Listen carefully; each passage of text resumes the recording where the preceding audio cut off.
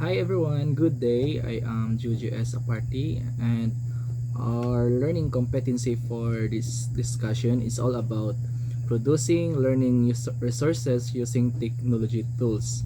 So our objectives in this module is at the end of the module, the student should be able to first identify various instructional materials and technology tools in mathematics and science teaching and learning. Second, explain the characteristics and good appropriate IMs and technology tools in learning mathematics and science. Third, prepare IMs that will enhance mathematics and science learning utilizing selected technology tools in delivering the learning plan.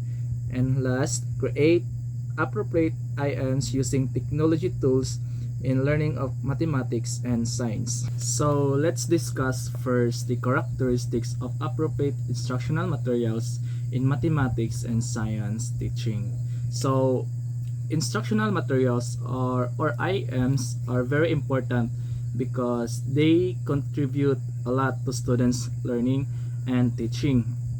So it is never new that to claim that IMs help improve students' knowledge and skills, and it is very helpful to a teacher to manage his class requirements. There are many literatures that were written to present the relevance of instructional materials in general and for mathematics and science teaching in particular. Using instructional materials in mathematics and science class makes mathematics and science learning fascinating and authentic.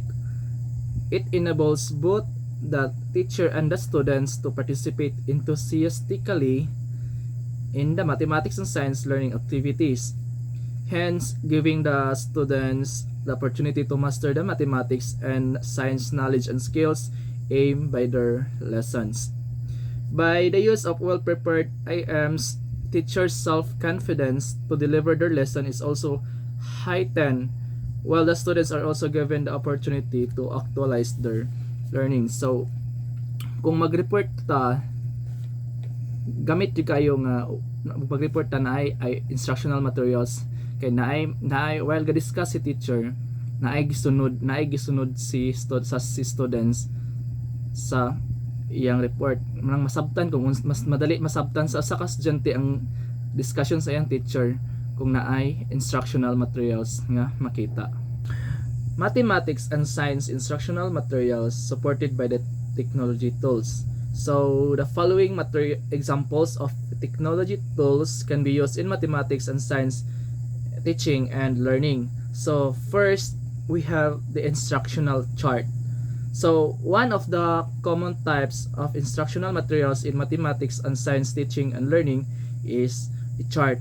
So chart can be seen on printed materials, but its presentation can be enhanced and are presented in 3D or 4D form with the aid of technology.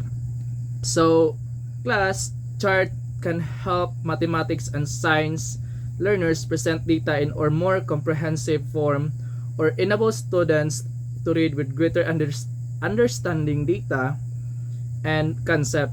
So class, by the use of chart, the students develop their critical thinking and problem solving skills.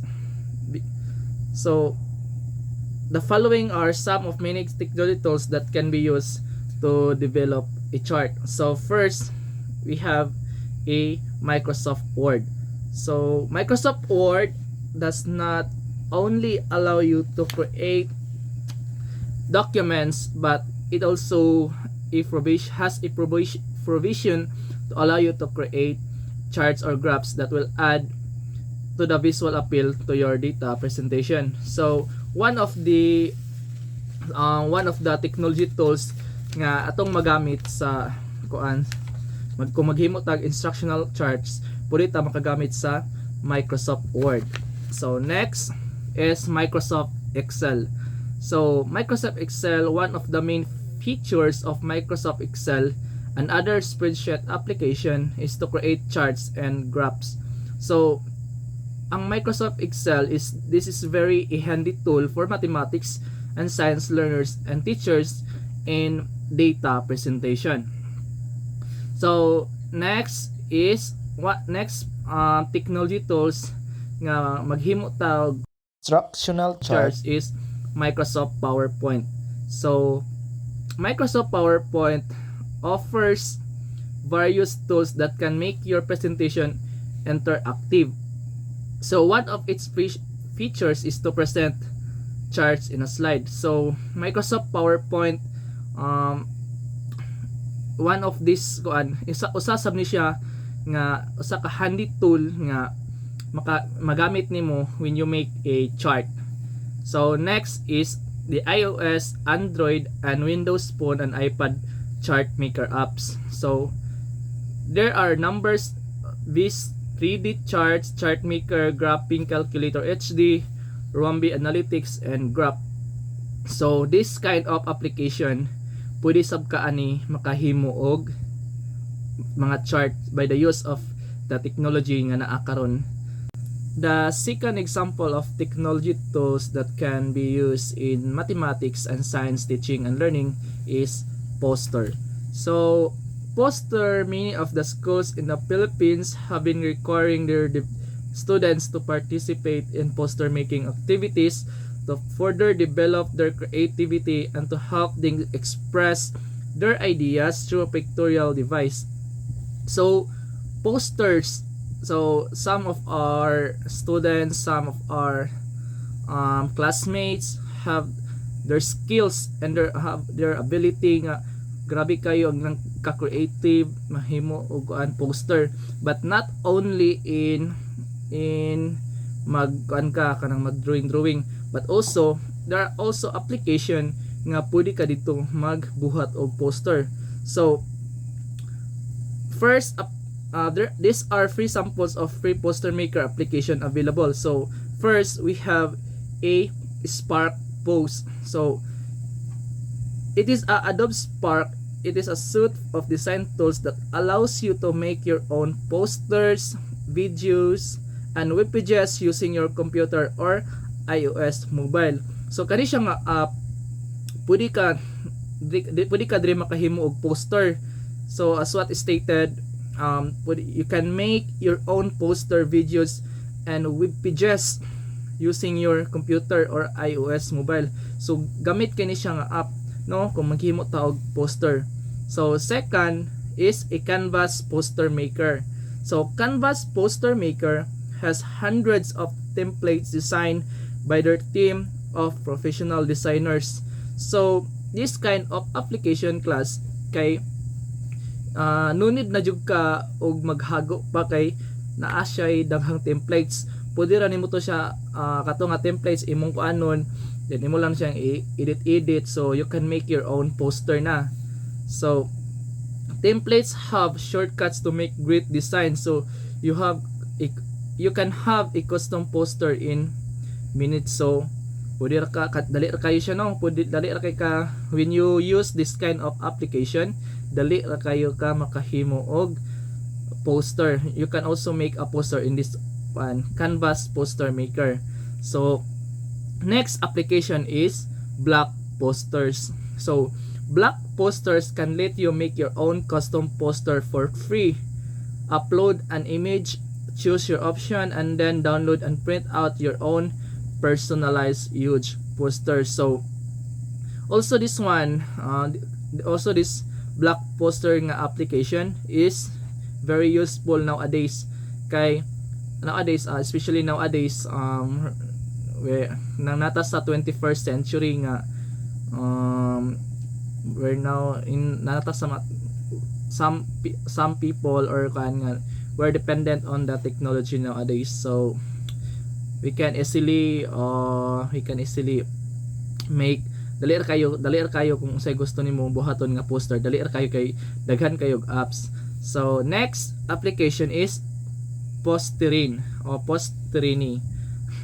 So Posterin poster maker redefines the meaning of design, combining augmented reality, artificial intelligence, and gamification in a unique way. So Posterin is one of the application nga useful gyapon when you make a poster. So next, application is Poster My Wall. So it is a website that features amazing poster templates and has an easy to use custom graphics service. So those application that I mentioned earlier, kato siya nga application dako kito siya tabang nga you can make a poster easily, and pwede sab ka makakuan kag mga lahi-lahi o kuan mga what do you call this one, maka-create kag pinakanindot because there are hundreds of templates nga pwede nimo siya gamiton para makahimo ka og poster. Third example of technology tools that can be used in mathematics and science teaching and learning is math drill apps. So drill activities in mathematics provide speed and accuracy practice to students. So these are used to develop the computational skills of students when properly given, especially in basic education. So kani nga math drill apps, ano siya, no? You can provide speed and accuracy to practice to students. So the following applications are compiled by Getting Smart year 2017. So first application is a chalkboard math. So this is a great app for students to practice and get skilled in basic math. So this application class, it helps a lot to the kids to learn all the basic math facts corresponding to addition, subtraction, multiplication, and division in a quickly engaging manner. So this app generates math practice in two different modes. First mode is answer mode and flashcard mode.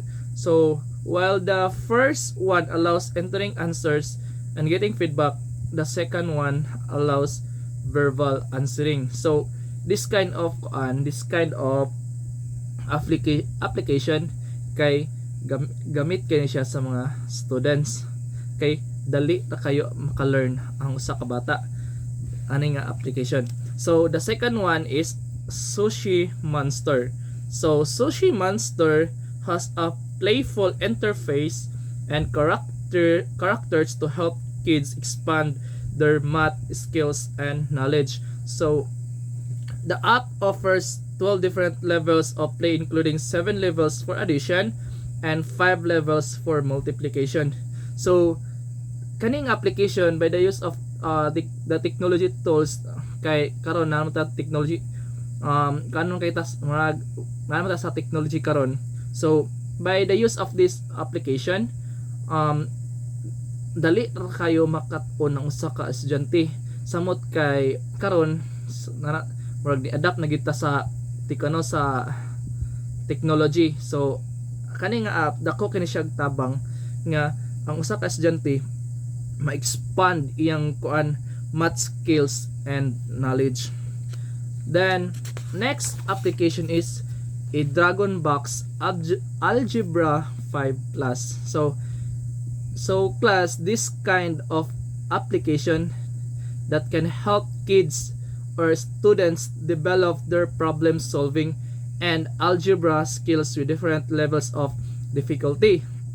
So it offers a very intuitive interface that makes it easier to use. So with different levels appropriate for the learner skill. So kani nga application class, gidesign ni siya for the students nga matabangan ang bata nga ma-develop iyang problem solving and algebra skills nga nagkalinlain ang level sa iyang difficulty. So level 1 ang hangtod nga ang bata makat-on gid siya nga ani nga pinaagi ani nga application. So next application is Reflex. So among all the math fluency app listed here, Reflex stands out a research-based system of learning math for students 2 to 8 years. It offers adaptive learning environment, creating scopes of learning math for students with different ability levels. So it is thoroughly intuitive to offer learners problem in line with their skills levels. So next is the operation math. So this application is unique because it creates an engaging game like interface with 105 time missions, allowing kids to learn and practice all the mathematical actions including addition, subtraction, division, and multiplication. So ideally targeted for ages 9 to 11 years. So it offers a fun-filled way of engaging with numbers and calculation. So class, ang mga apps karon, mga application karon like Operation Math, dako kini siyang tabang sa usa ka bata or sa usa ka estudyante nga mo makadali madakadahan siya ma-learn kay it is as what is stated is a unique because it creates an engaging game like interface with 100 time missions, allowing kids nga maka-learn, makabalo. So the fourth example of technology tools that can be used in mathematics and science teaching and learning is science apps. So Science Netlinks AAAS cited 2020 made a compilation of STEM related for both the iPad and Android phones. So this application will enhance the learning of students in different field and the science. So katong kaganiha is mathematics, more on mathematics siya kay katong mga apps as ang gikan nga more on mathematics, but this karon na sub is science app. So here are some examples of the science apps. So first we have a Go Sky Watch Planetarium app. So this application allows you to identify and locate stars, planets, constellations, and more by touching the screen or by pointing it to the sky. So grabe kayo class no nga kaning application. Dali ra kay ma-identify sa bata nga unsa na siya nga star, asa unsa siya nga planet, no? Kay it displays the sky viewed at the correct orientation when held at any angle, not just in landscape or portrait. So this kind of application has a built-in compass so that you can tell which direction you are pointing, and because of the core location services, you can quickly set up your observing position. So it's this kind of is very helpful ni kayo ning apps kay ano you can kadra mo imura siyang i-display sa sky view din nasa correct nga orientation, so when held at any angle makakuha na din siya, dali ra kay siya ma-identify and malocate sa kuan ani nga apps. So second application is a human body app. So this application go on an exploration of what we're made of and how we work with this human body up.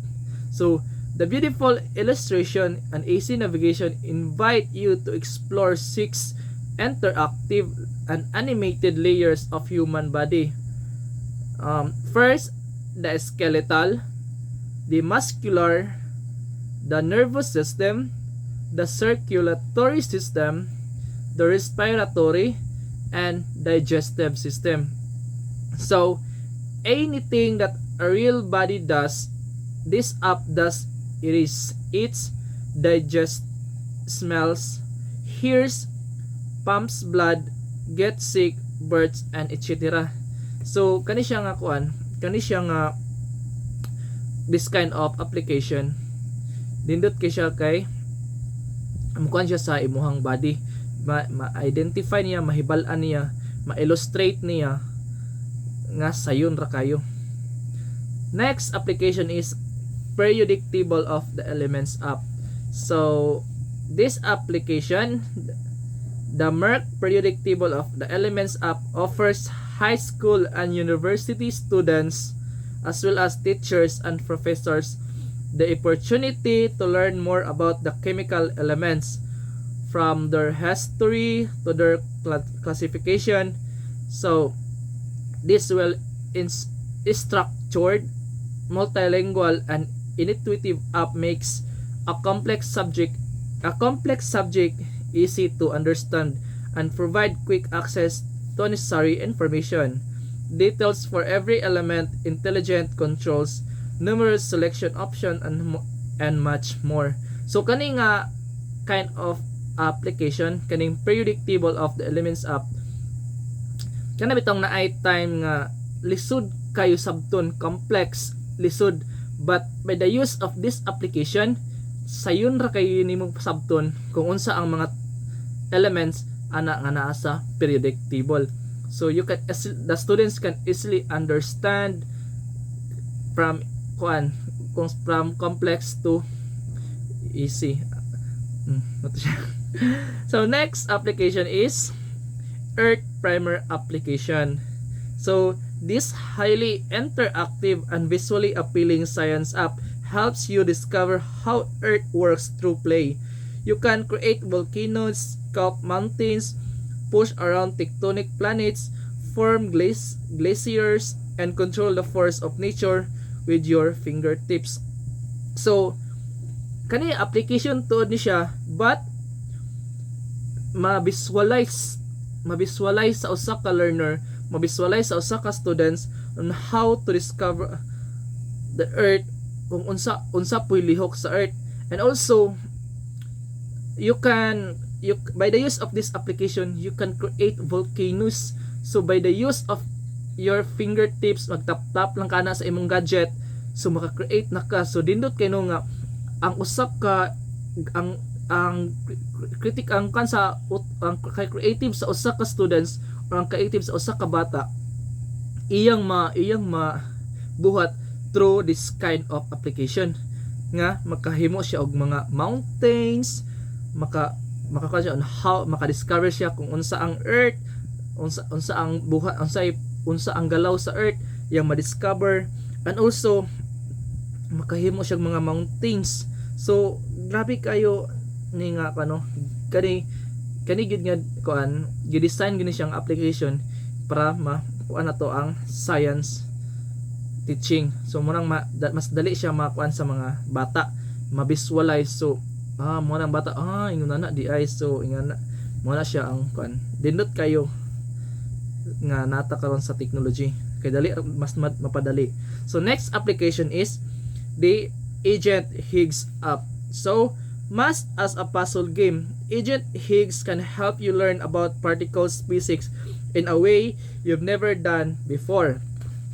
In this game, you are the Higgs boson, a secret agent trying to escape detection from the scientists by hiding among other elementary particles. So in order to effectively hide and make your way among the particles, you have to contend with the various physical properties and decay patterns of the particles. The fifth example of technology tools that can be used in mathematics and science teaching and learning is slide. Slide, among the various type of materials that are available for projection, slides and film strips are the foremost visual aids. They are of great value in teaching. Traditionally, slide projectors have been used by teachers for their slide presentation. These slide projectors have been used for projecting pictures from a transparent slide on a wall or a screen. So nowadays, innovative and stimulating presentation applications are commonly used by the teachers. So this presentation software application has a very good features that can make the presentation of lessons near to seeing real objects and subjects. So some of these are, first, we have a Microsoft PowerPoint. So Segundo and Salazar, cited by Segundo and Salazar, year 2011, in their research state that PowerPoint has become the world's most widely used presentation program, and it is a complete presentation program that allows teachers to produce professional looking presentation in EFL classrooms. So kaning Microsoft PowerPoint, not only the mostly the teachers use this kind of application to present their discussion. Kung nasa i-present kay slide siya, dali ra kay siya, and gamit sab ni siya karon sa mga future educator kung magamit ka ani nga app, kay at kuan less not like ang kuan kanang magsulat-sulat ka, dali less na pod ang imong magasto. So mas dinot pagid siya kay na siya mga pag-slide, na siya mga transition. So mas makuha nimo ang if you are a teacher, makuha nimo ang attention sa usa ka bata nga ginahan sila maminaw tungod sa mga slide nga imong gihimo sa imong presentation or sa imong discussion. Next application is a Photon. Siman and Ismail, year 2018, stated in their research that Photon is a web-based tool that offers a wide array of media options, graphics, cartoons, and animated images to create animated presentations that flow smoothly and logically. So it also features classroom accounts for project-based learning. Photon can be used to teach any subject. In mathematics, this can be used to teach mathematical skills like number sense using graphics or cartoon. And in science, the use of Photon can be maximized, especially on topics that need illustration or animated images. So next application is a Google Drive presentation. Google Drive presentation is a cloud-based presentation. Hence, it is always available because you can always access it anytime. There is a net connection using your personal computer, Chromebook, Android, and etc. Since it is part of the Google software Office suite within the Google Drive, you can easily share it with your students in your mathematics or science classes.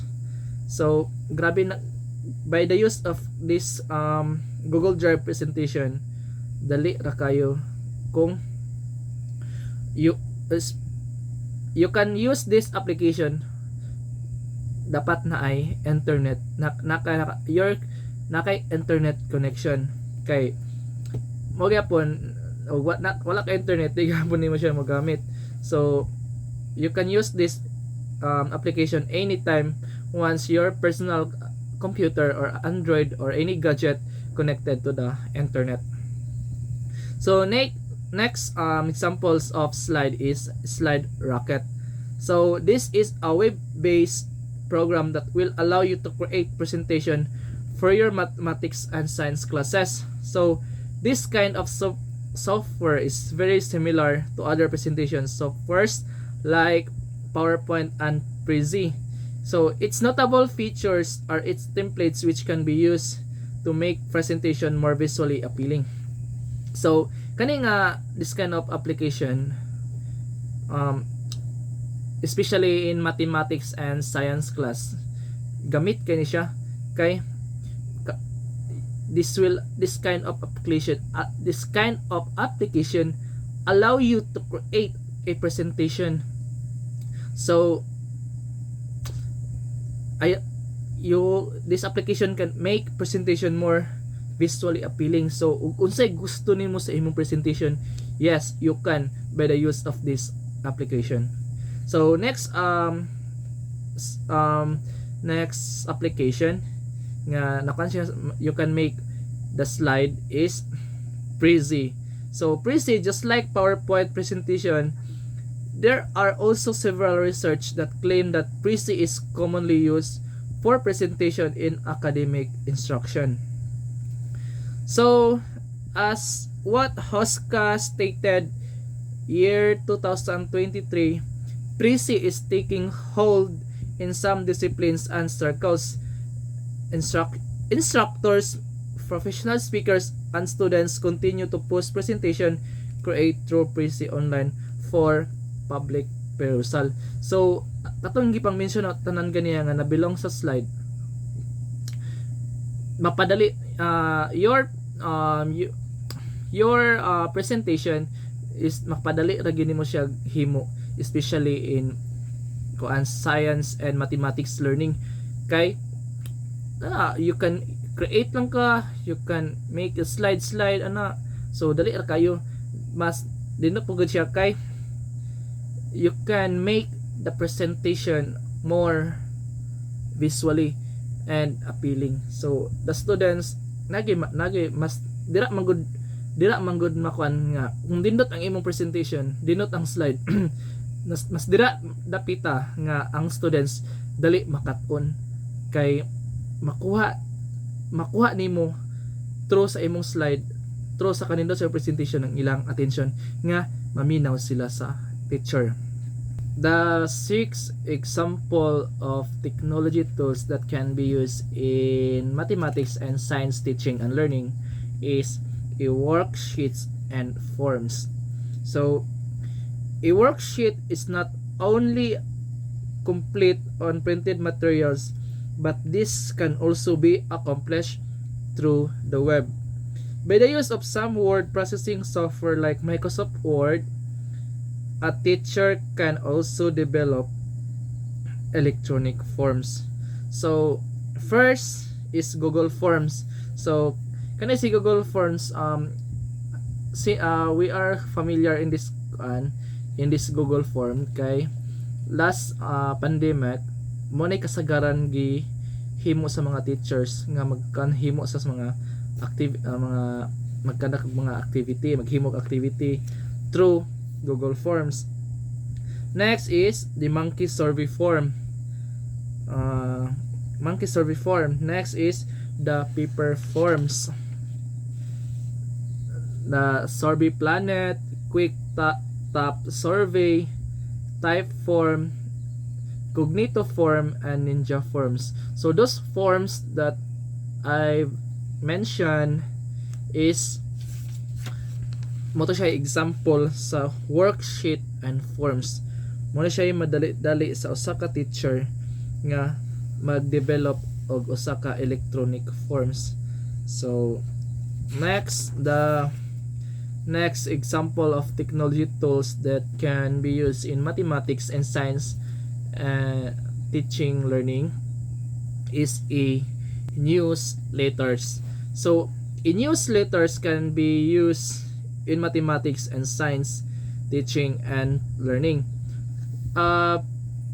Preparing a newsletter will develop the concept formation of students as well as their mathematical scientific vocabulary building and technical writing skills through drafting,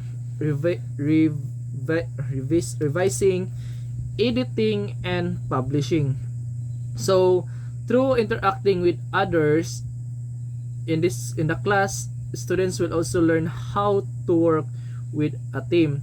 So moreover, the following skills can also be developed. First, receptiveness to mathematical science language to be used. So muna siya, receptiveness to yung mathematical scientific language to be used. So by the use of this makuha mo sa mga scientific language nga imong gamiton. Then next is the writing, spelling, grammar, drafting, and revising and editing. So newsletter. Next is the imagination, confidence in using technical writing skills. So maghimo ka ni og kuan, maghimo ka ni nga maghimo kag newsletter. So imo ma imagine na you have also a confidence nga magamit ka ana when you are write imong skill nga magsulat. Then use of credible reference. So ma-develop gyud sa usa ka students, ma-develop gyud nga magamit ka og credible nga reference. Dapat gyud tinuod, valid, reliable, valid. Then the following are also important to consider when preparing for a newsletter. So when you prepare this koan, when you prepare or when you make a newsletter, so you must consider the accuracy because it ensures the facts are right, including how to spell the names. Always use the 5W and H: who, what, when, where, why, and how. So mo na siya accuracy, kay dapat i-ensure gini mo kung unsa ka tinuod ang facts. The next nga it is important to consider when you prepare a newsletter is the audience. So dapat imo ging hunahunahon kung maghimo kag newspaper. So imo hunahunahon nga kinsa ang mubasa sa newspaper, who will read the newspaper, and also it is your story of interest to them. So dapat kung maghimo ka og newsletter, dapat imong one of i-consider nimo ang audience, imong kinsa ang mubasa sa imong paper, and dapat kung ang mubasa interesting ba siya, more interesting ba ang imong gihimo nga letter. Then next nga you need to consider nga kung maghimo yun when you prepare a newsletter is a research. Why? Always check facts that you have collected and use reference materials if needed. So mo siya research. Dapat always gid to i-check kung ang always i-check ang facts nga imong na collect. Then the next nga atong i-consider nga when we prepare a newsletter is the images. So why? Don't leave the images to the last minute. Always think how the image that can be used with the article can grab the reader's attention. So dapat mas madali magud nato makuha ang attention sa usa ka reader nga while gabasa siya naapoy images nga makita nimo. Then the next nga atong i-consider when we make when we prepare a newsletter is writing. So what is the wow factor of the story? Dapat imo gina siyang hunahunahon kung unsa ang wow factor of the story, and also it start with a good lead. And plus remember that you want to grab the reader's attention and then want to read more. So use a worksheet below to assess with writing stories. So when you make a newsletter, dapat ang atog yung makuha na to ang attention sa usa ka reader na mubasa pa siya kadaghan. Dindot ni siya nga article, dindot ni siya nga kuan.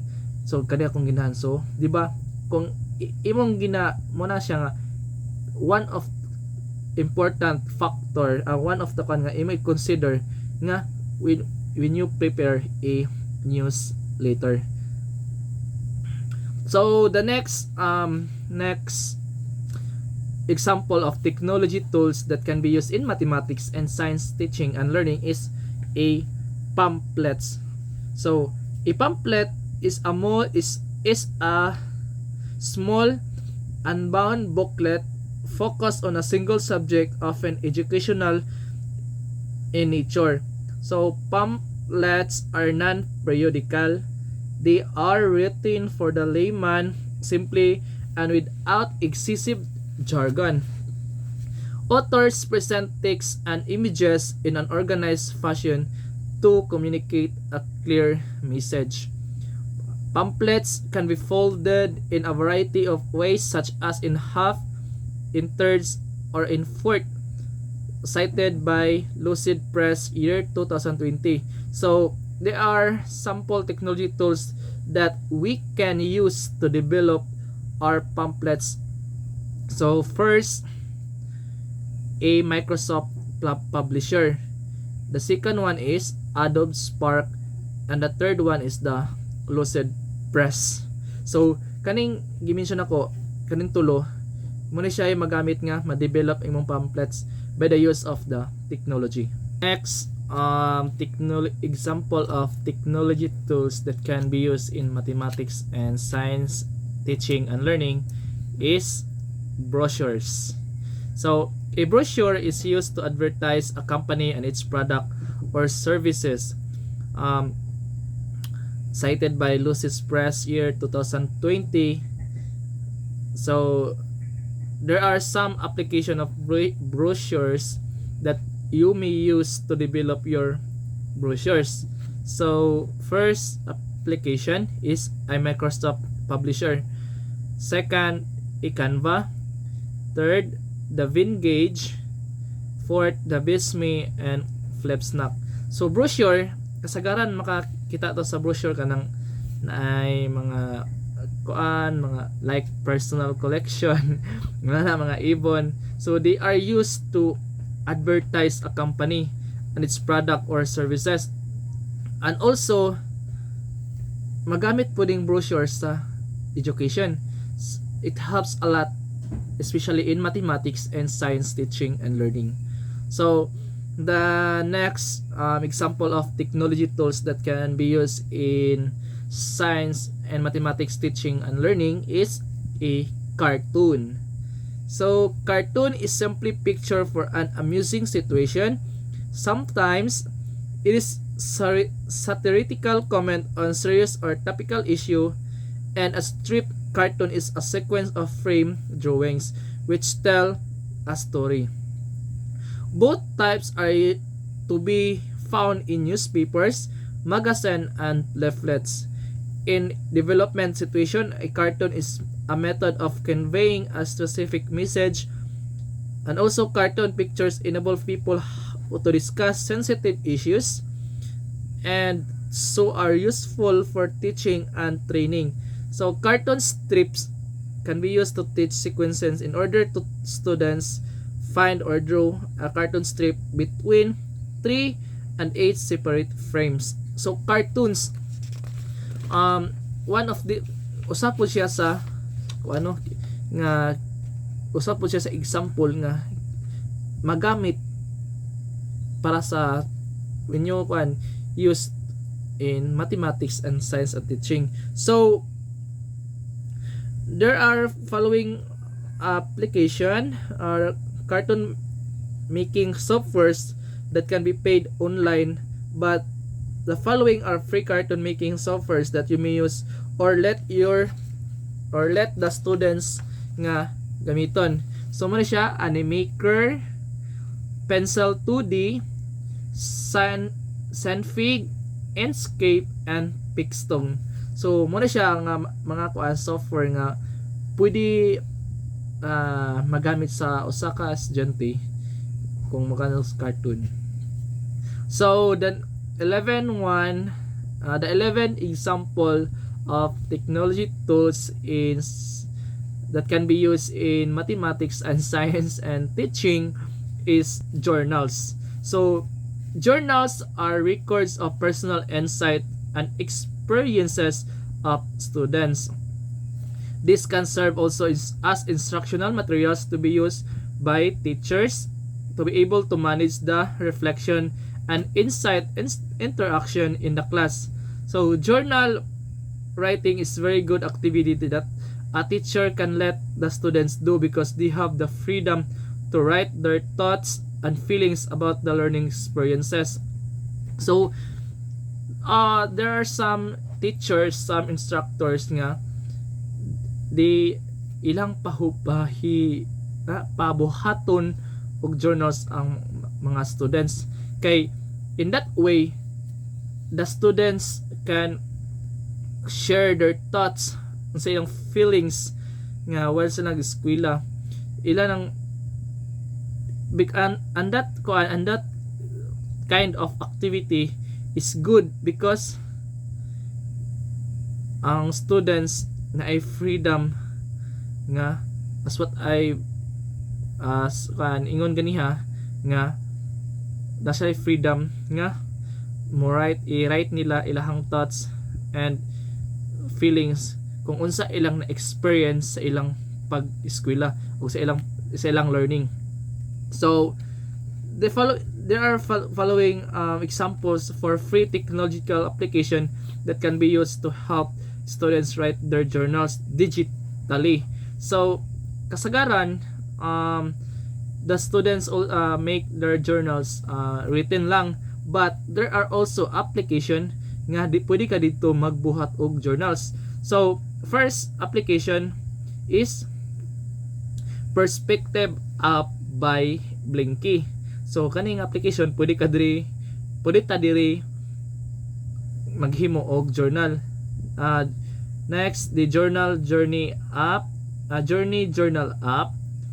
the Momento Journal app, the Penzo Journal app, and the Yaro Journal app. So kaning mga application nga akong gi-mention is pwede ka makahimo og journals, pwede makahimo ang usa ka estudyante og journals through this application digitally. So the 12 example of technology tools that can be used in mathematics and science teaching and learning is bulletin boards. So digitally, a teacher can develop an online bulletin board where he or she may post some mathematics or science activities or information that are helpful for students' acquisition of the mathematics or science competencies. So pwede sabdi ay ta makabuhat og bulletin boards through digital, not only kanang ipakuan lang bulletin boards in kada room ug unsay mga information nga need makahibaw ang students, need mabasa-basa students sa room, but also nowadays pwede na siya sa kuan digitally. Pwede na dito makakuan ang teacher, pwede na makapost kung unsay mga kuan nga which is related siya sa mathematics and science activities. So there are also applications Verlasso started year 2011 that can be used for this purpose, and these are first a wall wisher now called the Padlet. So this kind of application was the first online application that let you easily place virtual post-it notes on a virtual corkboard or bulletin board and allow you to post text, images, and or videos on them. So man siya nga application pwede ka allow you to post text, images, and or videos on them. So kaning application pwede ka pwede mo siya gamit kini siya sa naka-i-post dito nga need ni students nga mahibalan ang information nga imong gi-post. Next application is a Corkboard Me. So this now called Note app, which is the wall wisher like tool. So the site has the ability to embed your virtual bulletin boards. Other features include real-time collaboration and a chat room for people collaborating. Next application is Padlet. So Padlet, you can make an online bulletin board with virtual post-its called Padlets, and also excuse, and except for the fact you have to register, use it. Padlet is just and easily and in some ways easier to use with a lot more functionality. So the next application nga maghimo ta og bulletin boards digitally is Space. This is similar to others on the list and registration is required. So kung magamit ka ning application, you are required to register kay aron imo siyang magamit through online. The next application is a group Zap. So this application joins a long list of online virtual or cook boards. It has some nice features, including the ability to convert your board to a PDF and being to a drag and drop images and documents from your files. So gamit kayo siya nga mga application, no, kung maghimo tag kuan mga na bulletin board. Then the last application nga pwede to magamit og bulletin board, maghimo tag bulletin board through digital is the real-time board. So this is an online whiteboard that seems like a decent tool for real-time collaboration. So it is easy to use and lets you upload images from your computer. And or it's by its URL address. So this kind of application also offer a free pro accounts to educators. So this kind of application has dako kay advantage siya sa nato as a future educator, kay magamit dako gid kay ni siya nga gamit para nato puhon. So those are the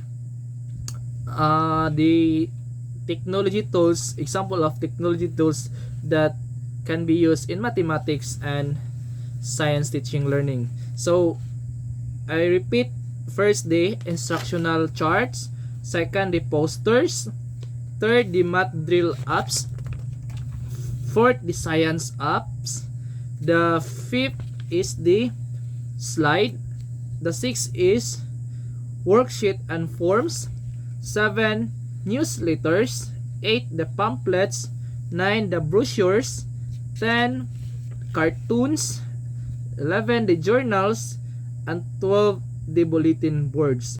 So now let's proceed to the characteristic of an effective and efficient instructional tools. So simply using technology is not enough to learn mathematical or scientific skills, and an effective ICT based instructional material is a well planned and well designed one. This means that the preparation of the IMs must be planned very well, and it must be ensured that they are developed to meet the learning objectives of the mathematics or science class. Mathematics or science competencies must be central consideration during the planning, in service training, and in making of ICT strategic plan, action plans, and strategic intervention materials for mathematics or science instruction. And according to NCTM cited year 2020, having a success to technology is not enough, but mathematics teachers need to be knowledgeable and skilled in determining when and how technology can enhance students learning. So dapat po, no, mga students, mga teachers, they are knowledgeable and skilled enough nga mutudlo sa mga mutrain sa mga students, kay ug unsaon how technology can enhance student learning. Dapat they are also creative, or they are also kanang what they call this one, kanang mangitag pamaagi ba nga unsaon nila nga mas ma-enhance pa ang learning sa usa ka students. So the following are the expected characteristics of instructional tools to be used in the classroom. So first is enhance instructional effectiveness. So class, the instructional material must be able to facilitate the increase of students' achievement in mathematics or science classes. Through the instructional materials, all students, including those with special learning needs and students at risk, will be benefited and will be helped to demonstrate the intended learning outcomes of their mathematics or science courses. So class, with the use of the technological tools, the progress of the students is monitored and also acted upon by concerned individual like the teachers, the parents, and the school as a whole. So dapat yun ma-enhance kung unsa ka effectiveness ang mga instruction. So instructional materials, dapat ang teachers mas kabalo siya nga how to facilitate saan pag-increase ang student achievements in mathematics and science class. Second is promotes active learning. So dapat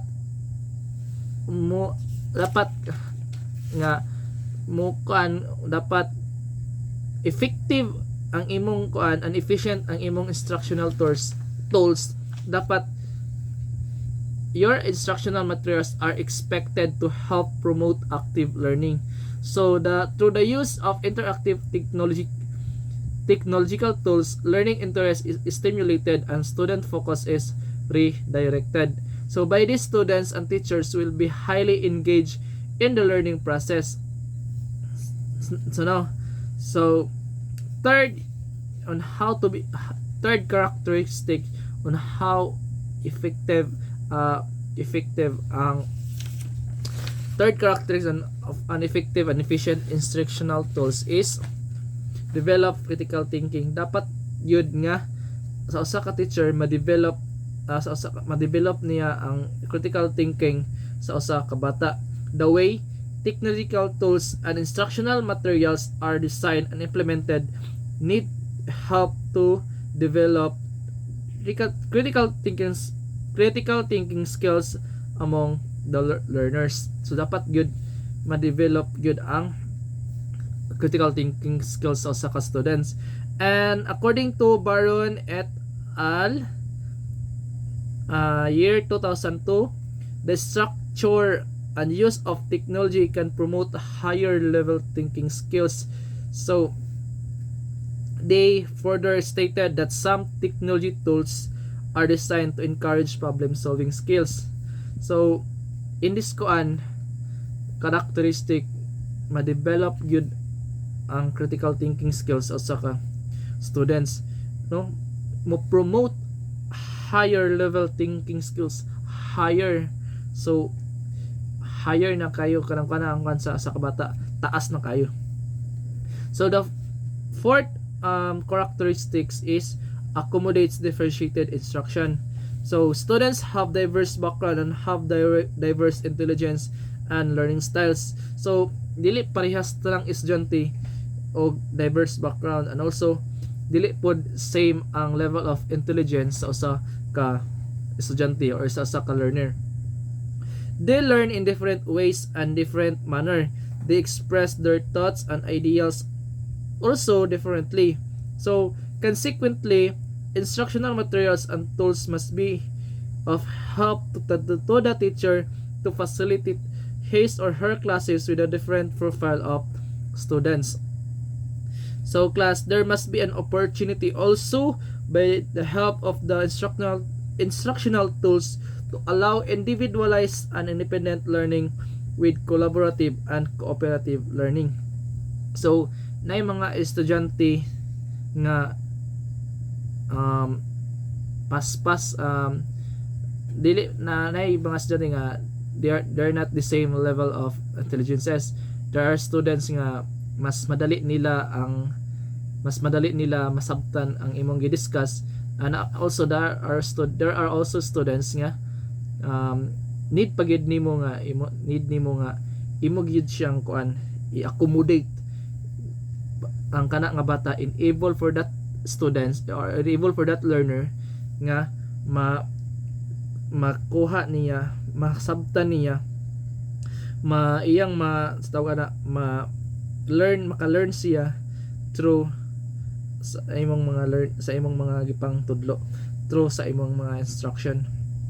And the next characteristic is motivating. So motivating, the use of instructional materials is a big help for the teacher to facilitate the teaching learning process. So dako jud kay tabang ang instructional materials sa usa ka teacher nga pag sa yung mga estudyante kay dali ra kayo makat-on ang usa ka estudyante. And also when there's a instructional materials and dindot sa imong pagkahimo and creative sad ka, dira ma-motivate ang usa ka learner, dira ma-motivate ang usa ka estudyante class, ma-motivate siya. And with the use of these materials, it is expected that the students become more motivated and attentive and participate in the learning process. So di ba, kung dindot ang imong what do you call this one, instructional materials, ma-motivate ang estudyante, maginahan ang estudyante maminaw sa imong klase, and ginahan pud sila mo participate kanang naay engage, naay attentive kay yung usa ka bata or usa ka estudyante nga maminaw sa imong discussion. So di ba ikaw po teacher, ma-motivate sab ka, both the teacher and the students ma-motivate once when din ang instructional materials kay dinot kay siya nga na plaster gini siya na organize. And also with the ubiquity of variety of educational tools available to mathematics and science teachers, selecting the most appropriate and best format is critical to stimulate the students' motivation. So, mo to siya, motivating. So, the next characteristic is multisensory. So, one of the biggest challenges among teachers is to prepare for an instructional material that is multisensory. With the advent of the technological tools developed by very good programmers, multimedia are available that enable teachers to just learn how to use them to the maximum in the teaching of their lessons. Mosa ni siya usa sa pod pinakadako nga challenges sa mga teachers, kay unsaon na lang pod no og ang teachers ang usa ka teacher he or she kanang dili kay siya kanang kabalo. So dako kay na siya nga challenges sa usa ka teacher nga di kay siya kabalo mo gamit sa especially when they make the instructional materials, then di kay siya kabalo. So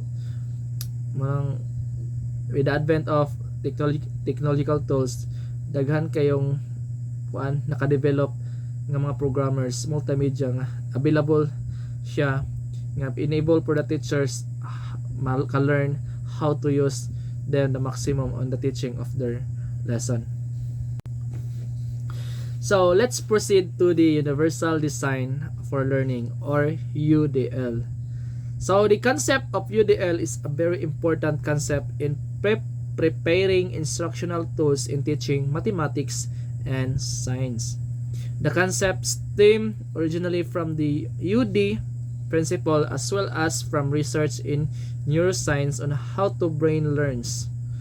Rose and Meyer, 2002. Learning differs among individuals and in every development. According to Dalton et al. 2019, Universal Design for Learning applies the concept of accessibility and inclusion beyond the physical environments to design teaching and learning opportunities in ways that are varied, accessible, and engagement for all students, including those with different needs and or disabilities, in this way appealing to the broadest range of diversity in our students' population. The framework of UDL is strive to remove discriminatory practices as the learning needs for most students are taken into account when instruction is designed. Some of the professional practitioners and academicians share their thoughts about UDL principles. So these principles are very important for us to appreciate how we can integrate the concept in our ICT pedagogy integration. So first, the National Disability Authority, or the NDA, 2020. So the National Disability Authority cited the following 7 principles of universal design, which were developed by Ronald Mays and group in the North Carolina State University. So first principle, equitable use. The design is useful and marketable to people with diverse abilities. So in this principle, there are guidelines. So first, provide the same means of use of all users, and identical whenever possible or equivalent when not. So second principle is avoid segregating or stigmatizing any users. Third, provision for privacy, security, and safety should be equally available to all users. So muna siya ang mga principle, no? Then make the design appealing to all users. So muna siya ang principle 1 sa, which is the equitable use. Dapat equitable. And next principle is flexible and use. So this principle, design accommodates a wide range of individual preferences and abilities. So nagyapon siya guidelines. So first guidelines is provide a choice and methods of use. Then accommodate right or left-handed access and use. Third, facilitate the user's accuracy and precision. And fourth, provide adaptability to the user's space. So the next principle is simple and intuitive use. So this principle, use of the design is easy to understand regardless of the user's experience, knowledge, language skills, or current concentration level. So the guidelines are eliminate unnecessary complexity, be consistent with user expectation and intuition, accommodate a wide range of literacy and language skills, and arrange information consistent with its importance, and provide effective prompting and feedback during and after task completion. So muna siya, simply and intuitive use. And the next principle is perceptible information. So this principle was designed effectively communicates necessary information to the user regardless of the ambient condition or the user's sensory abilities. So the guidelines in this principle is use different modes, pictorial, verbal, or tactile for redundant presentation of essential information. The second guidelines is provide adequate contrast between essential information and its surroundings. Third, maximize legibility of essential information, differentiate elements in ways that can be described, make it easy to give instruction or redirection, and also provide compatibility with a variety of techniques or devices used by people with sensory limitation. So moto siya ang gidesign effectively nga maka-communicate ka necessary information to the user. So perceptible information.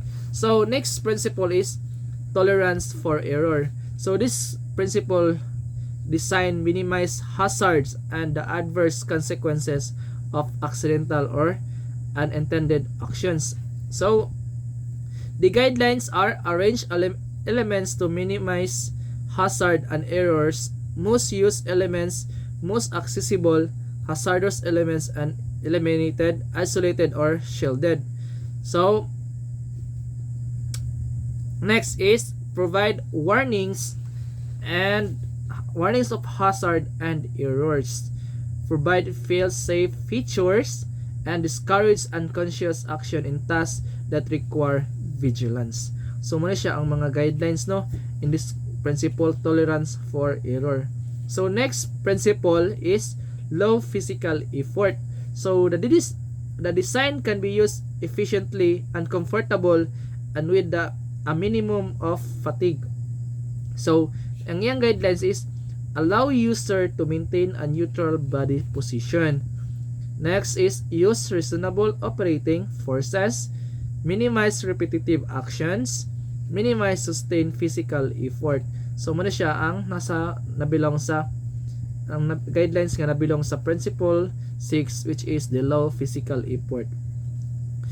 The last principle is size and space for approach and use. So appropriate size and space are provided for approach, reach, manipulation, and use regardless of user's body size, posture, or mobility. So the first guidelines is provide a clear line of sight to important elements for any seated or standing user. Next, make reach to all components comfortable for any seated or standing user, and accommodate variation in hand and grip size, and provide adequate space for the use of assistive device or personal assistance. So those are the guidelines in principles 7, which is the size and space for appropriate and used. So again, the 7 principles of universal design, which were developed by Ronald Mace and group in the North Carolina State University. First is the equitable use. Second principle is the flexibility in use. Third, the simple and intuitive use. Fourth, the perceptible information. Fifth, the tolerance for error. The sixth, low physical effort. And the last principle is the size and space for approach and use. So let's proceed to the Center for Academic and Faculty Development, year 2020. The Center of Academic and Faculty Development of Durham College cited the following 3 UDL principles. These principles are deemed important to educators as we are often challenged to design and deliver curriculum for an increasingly diverse student population. So class, each student learn differently and can be benefit from having a variety of learning formats to choose from, flexible assessments, and tools to help with organization of new information and skills. So UDL provides us with a variety of strategies and resources to help meet diverse learning needs, improve accessibility to learning opportunities, and increase student success. So first principle is provide multiple means of representation. So present information and content in different ways. So second principle is provide multiple means of action and expression. So in this principle, you must differentiate the ways that students can express what they know. Then the third principle is provide multiple means of engagement. So you must stimulate interest and motivation for learning. So excuse. The above cited concepts and principles of universal design learning are very helpful to rationalize why it is very important for every teacher to not just pick any instructional tool for the sake of having one, or for the teacher to integrate its technologies without understanding some learning principles. Teachers must be vigilant, innovative, and creative in choosing or in developing instructional materials to ensure that the above cited UDL principles will be put to practice. This is very important endeavor to put mathematics and science learning become a lifelong learning experience for students. Thank you for watching and listening to my discussion. I hope you learn something, you learn a lot, to my discussion. May God bless us all. Bye.